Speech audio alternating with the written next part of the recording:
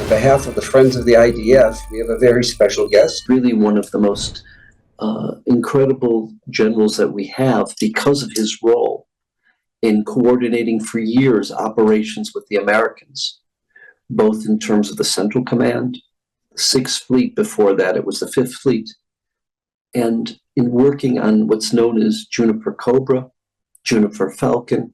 These are joint defense missions that after years and years of preparation, we saw it in action when it prevented 350 some rockets, including ballistic missiles that came outside of the atmosphere of the earth towards Israel, were shot down.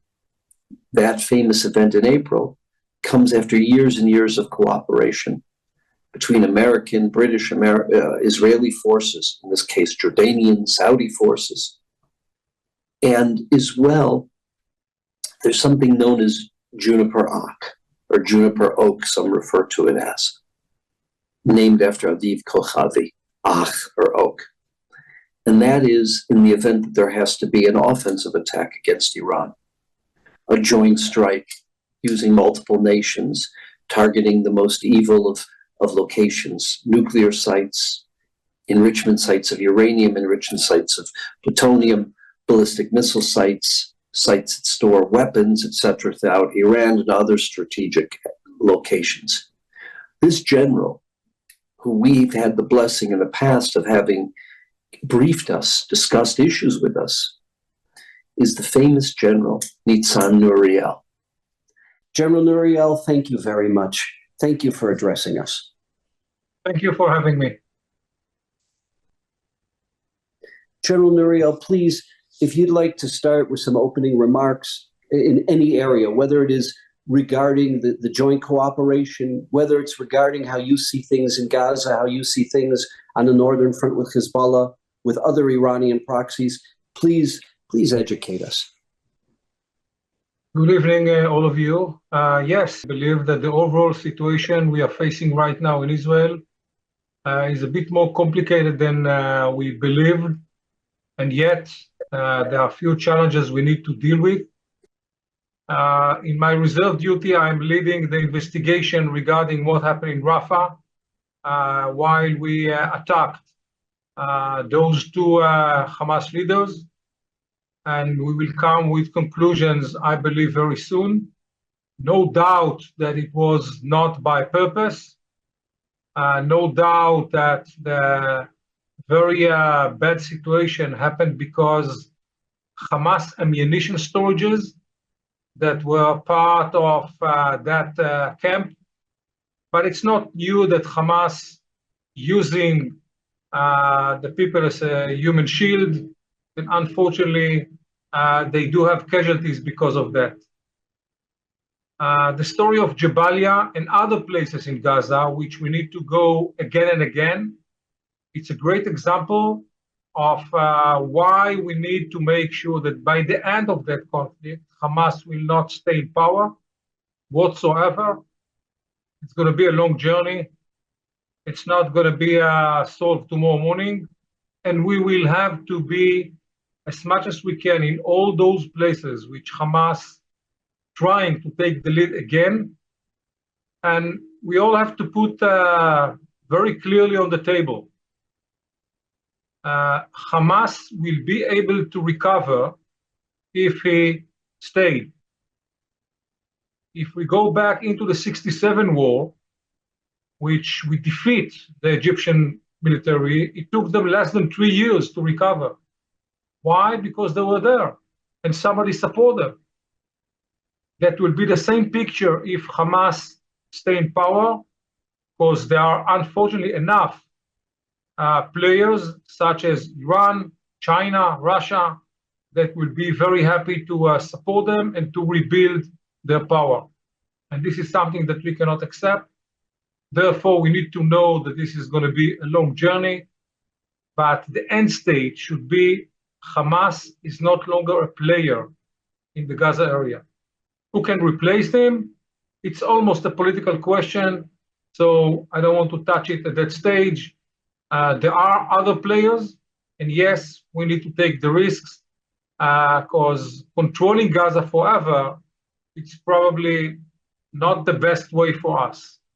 Regarding the north, surprisingly enough, Hassan Nasrallah pushed Yahya Sinwar to reach ceasefire. Why? Because it will give him the excuse to stop the fire along the borderline. Until they do it, we are paying very high price by the people that evacuate from this area, more than 6,000 people, 60,000 people, a lot of damage. If they don't stop it, we will have to move forward and take the initiative and launch an attack in order to force Hezbollah to pull back and as much as we can to finish all their activities against us. What I'm trying to say that from the military point of view, the worst is ahead of us, not behind us. We do have the Shiite militias in Syria. We do have the Houthis, the Iraqis. All of them has something to say. All of them are taking actions. And April 14th present us the advantages of working under a coalition.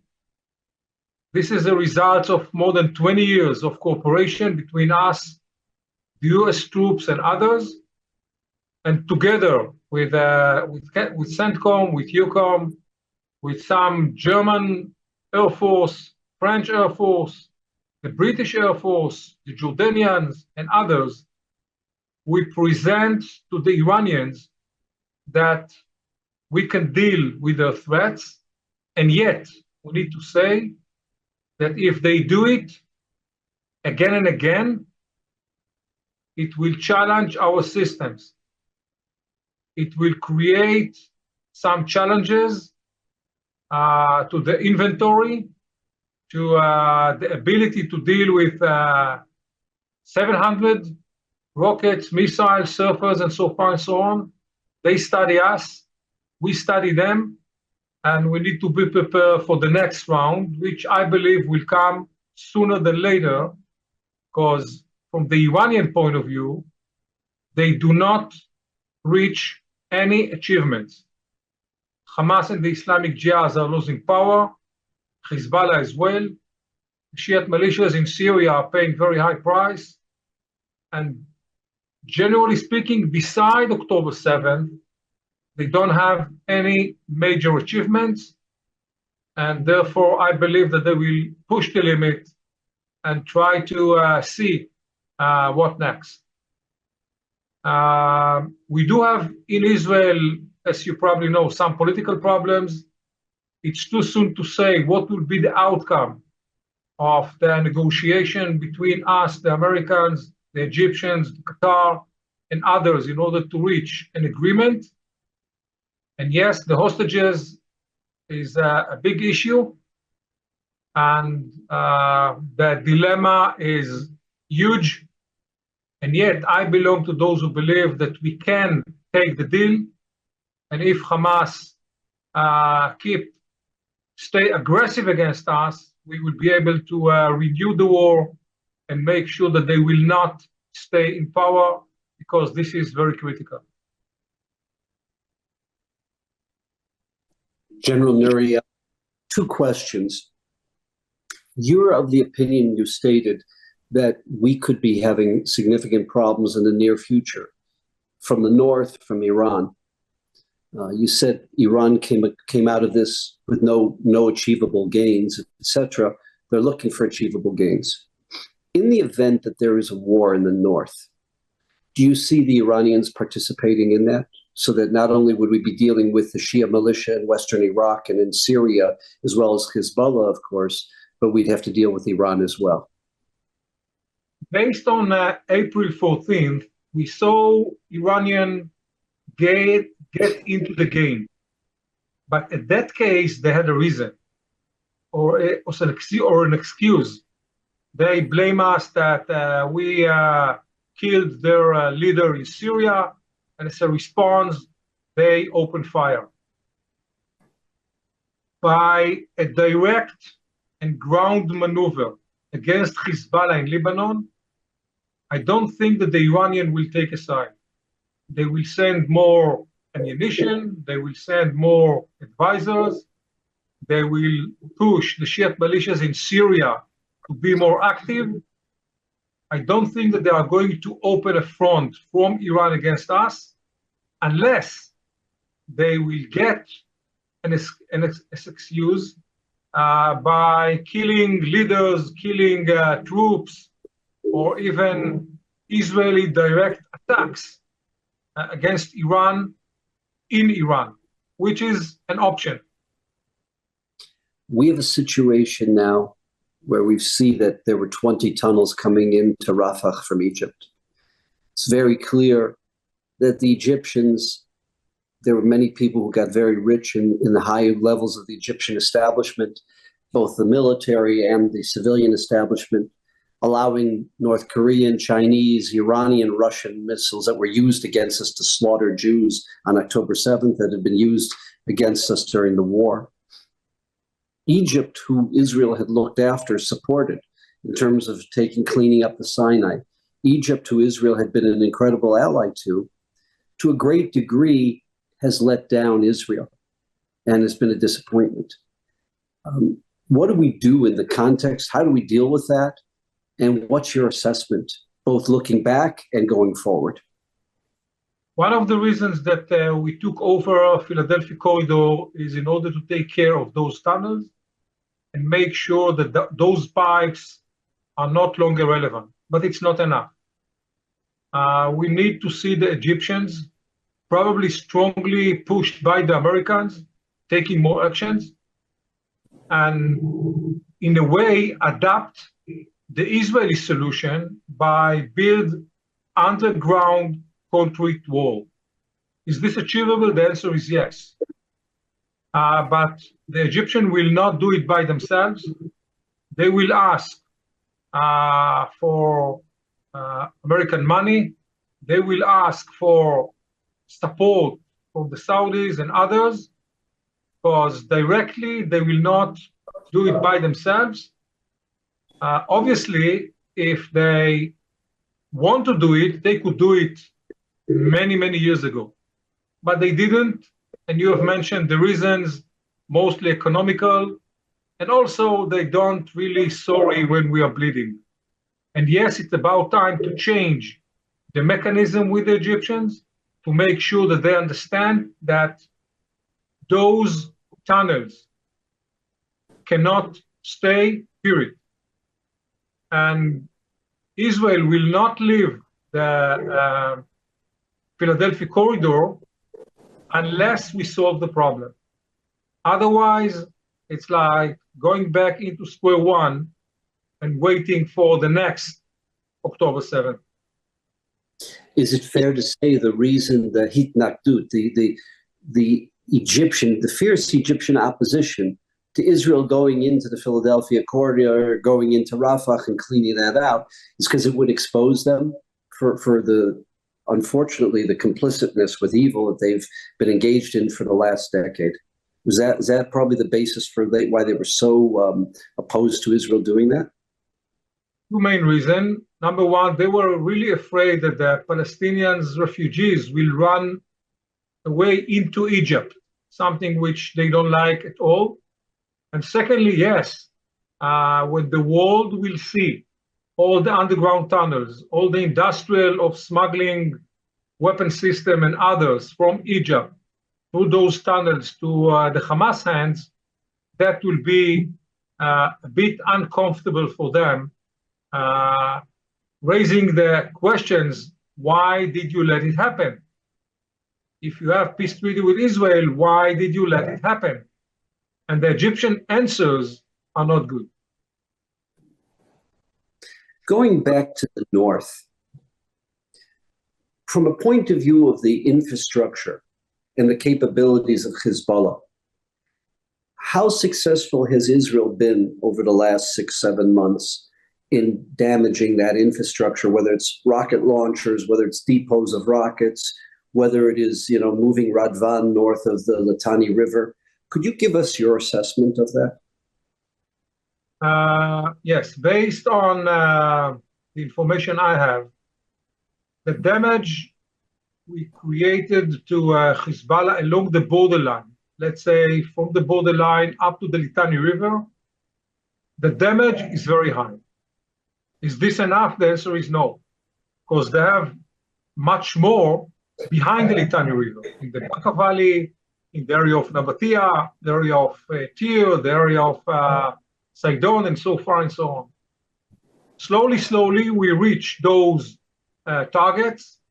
Whenever Hezbollah launch more ammunition into long distances, the Israeli retaliation is by the same coin, meaning bigger attacks and further from the borderline in case of taking the initiative.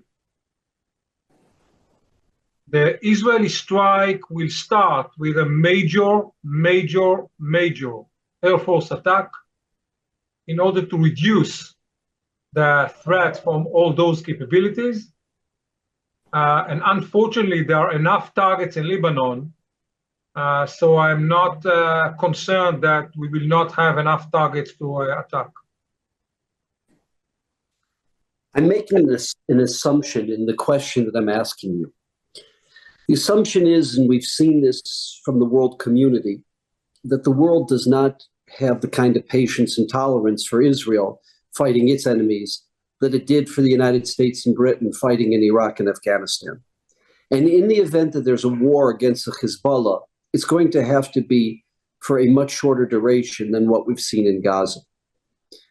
If Israel is given 4 or 5 or even 6 weeks to have a war against the Hezbollah, in your assessment, is that enough time to take out its infrastructure in terms of its rocket launchers, its rocket depots, etc., many of the factories that are producing these weapons?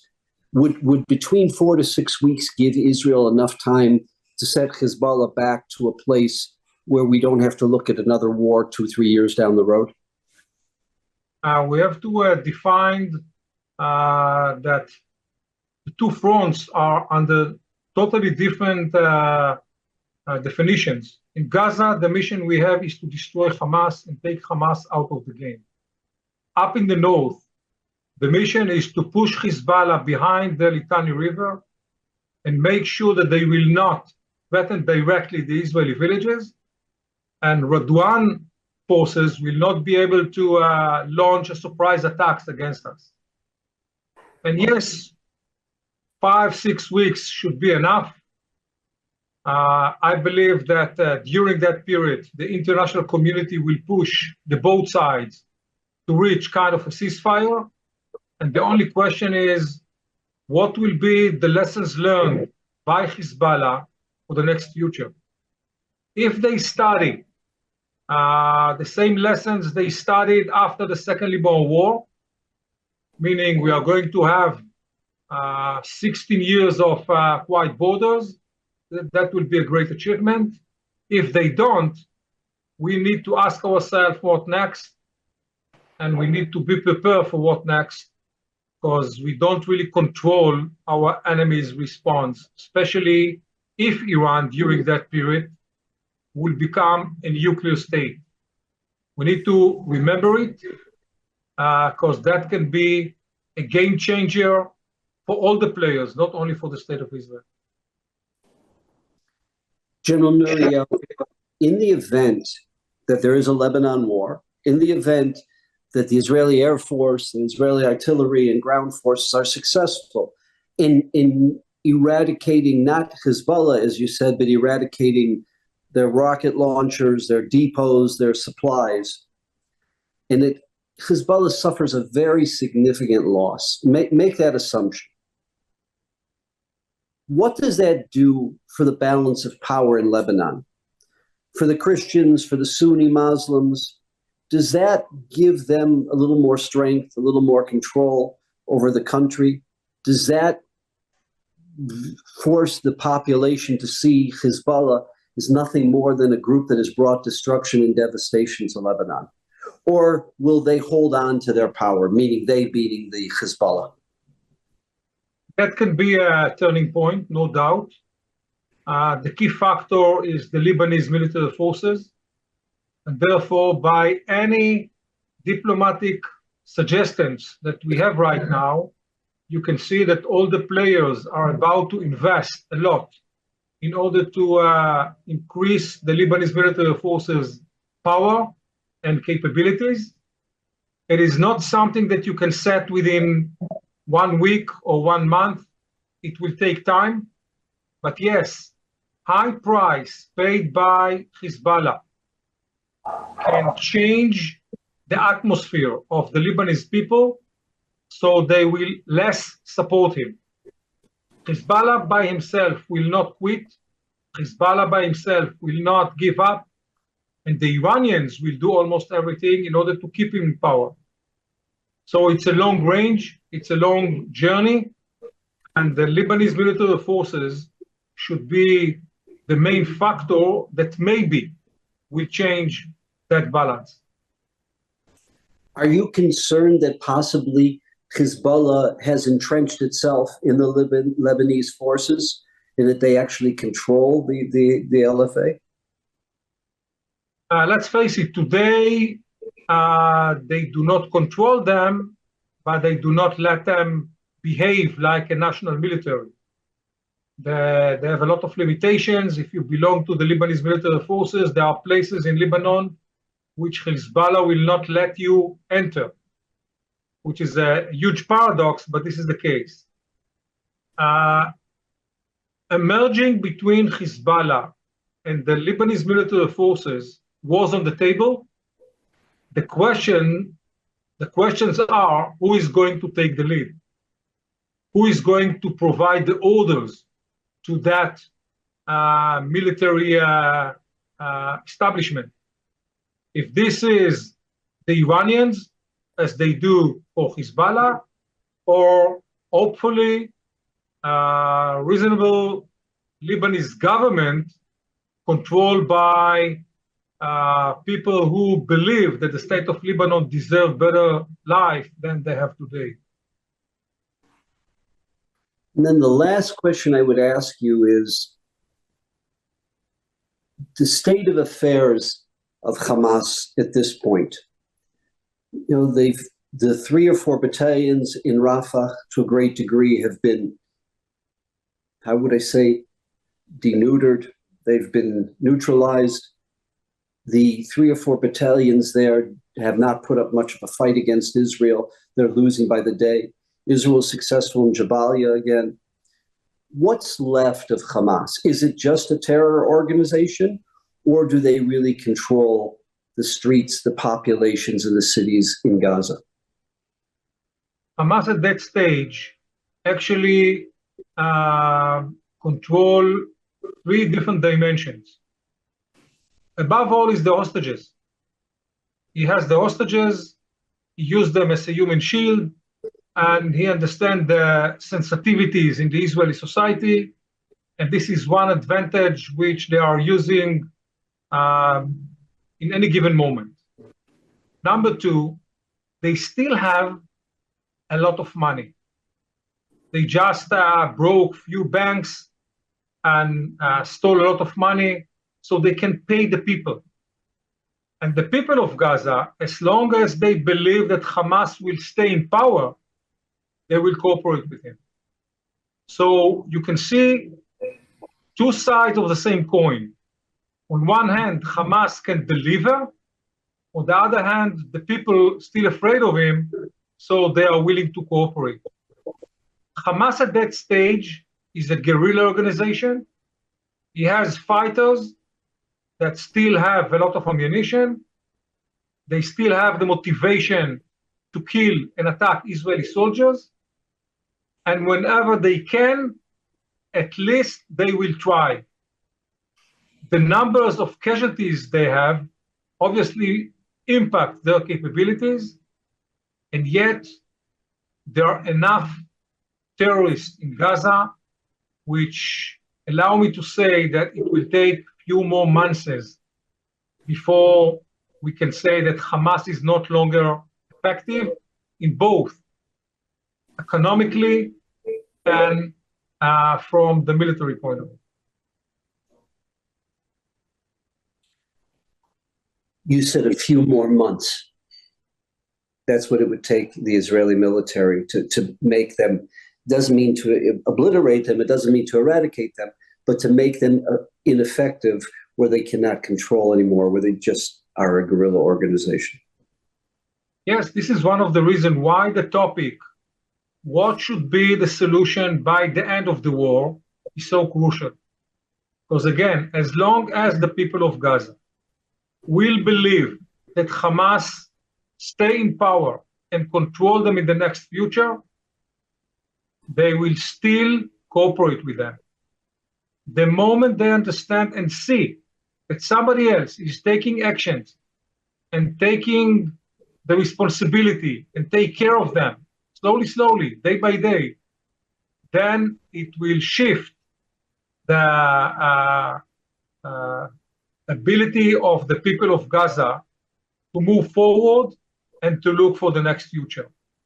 Therefore, the questions, who will control Gaza by the end of the war, it's not a semantical question.